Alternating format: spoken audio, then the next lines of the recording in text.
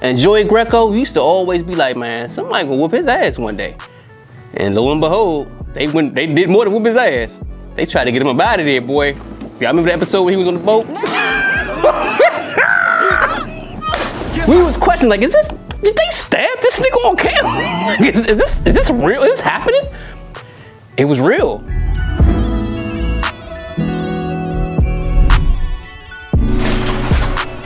Some of y'all might not realize, reality TV go back further than you think. Reality TV is almost as old as television itself. In the 1940s and the 50s, you had shows like Queen for a Day, Candid Camera, and Night Watch. Queen for a Day was hosted by Jack Bailey, and it highlighted women going through financial hardships. On the show, different women would talk about their different struggles they had at home. So then the audience would then choose through applause who they felt like was struggling the most. You know what I'm saying? It'd be like, damn, yeah, grandma over here, you need some electricity, but auntie, you gotta get some water, baby. You've been here too long.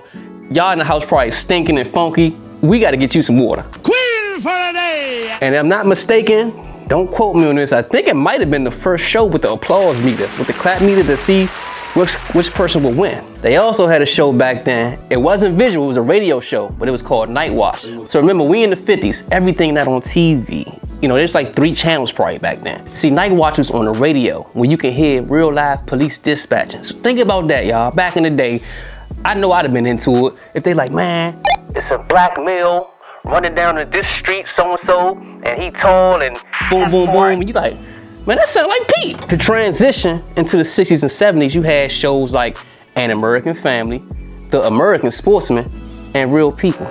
In The American Sportsman, they will follow a celebrity that will partake in outside activities like hiking, fishing, race car driving, and scuba diving. A lot of sports movies and these wilderness shows would not exist without The American Sportsman. Real People aired in the 1970s, crossing over into the 80s. It featured real day-to-day people, not celebrities, who had unique occupations and hobbies. My average weight's about 32 to 38 pounds, and I'm 16 inches high. My man Pete called himself 16-inch Pete because he said, I'm only 16 inches high. That's how high I'm off the ground, nigga, just 16 inches. So check out Pete in this clip. Pete driving a truck, y'all. He driving, he going about his daily life. He handling his business. And all y'all fellas out here complaining about your job, like it's too hard or the work is ghetto. Y'all ain't half the man Pete is. Pete out here, he's stepping on shit. He out here handling business and y'all out here coming up short. Go, let's keep it moving. My wife was 5'9", bro.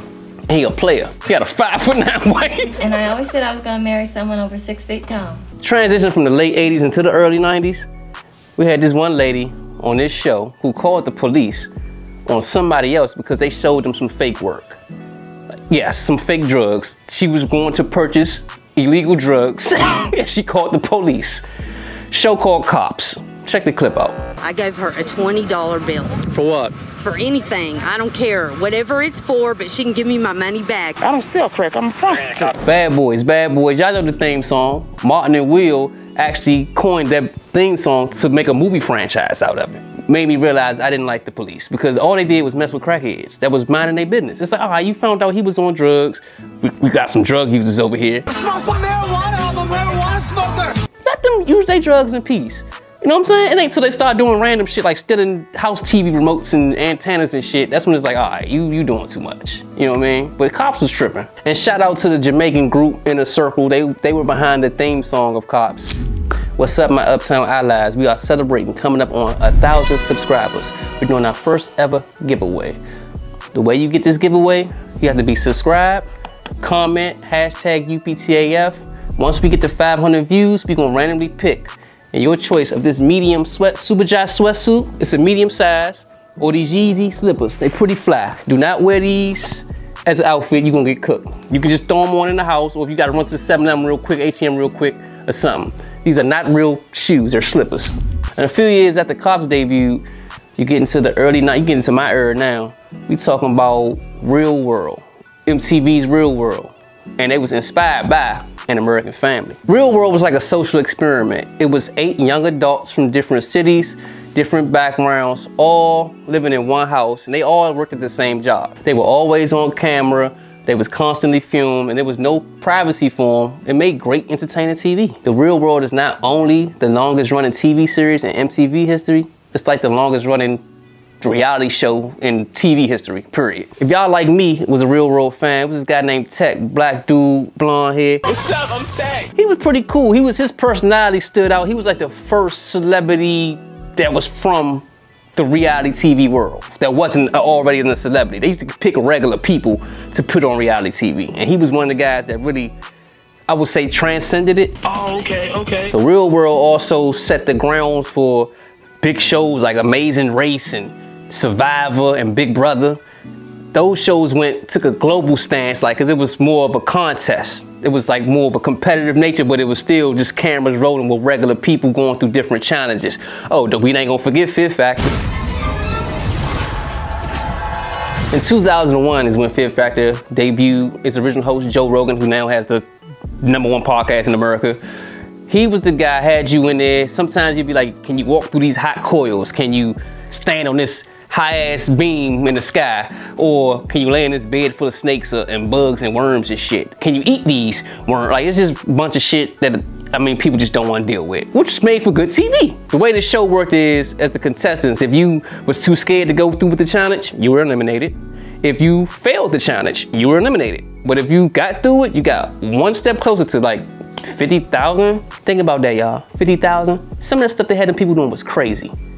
You gotta at least come to the table with $1 million to even get me to listen to what the hell you got to talk about. I'm not doing none of that shit. And then some of it was a group project. Like, nigga, I had to walk over them coals. You ain't do nothing. Why I gotta spend the money with him? Let's go. Let's keep it going. So with reality TV, as it started to grow, actual reality was setting in. People would be irritated with other people, their tempers would start to flare, so actual fights would start to happen. At first, Real World would kick you off the show for fighting, and they would try to, you know, find a way to not get sued, pretty much. So once they realized the fights is what actually made people want to watch, they just let it rock. Even Diddy had to get in on the action. Y'all remember Making the Band? When Ness and Freddie was fighting? What did he tell y'all? Rule number 1 of reality TV, keep the cameras rolling. Even though you think you're getting choked out, he gonna stop breathing. We got all types of new technology to revive people these days. Y'all remember Dylon? Dylon,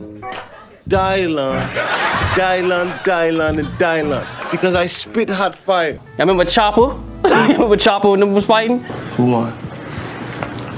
Cameraman, who won? He made them walk the Brooklyn Bridge to go get some cheesecake.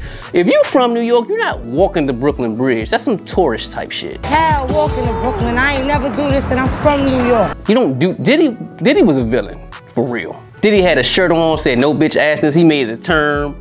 Danny Kane, they just got they publishing, by the way. You got a bootleg wig on.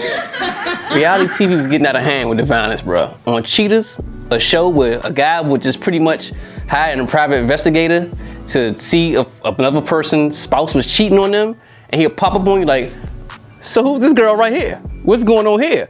And Joker would be like, are y'all serious? I'm on camera? Getting caught?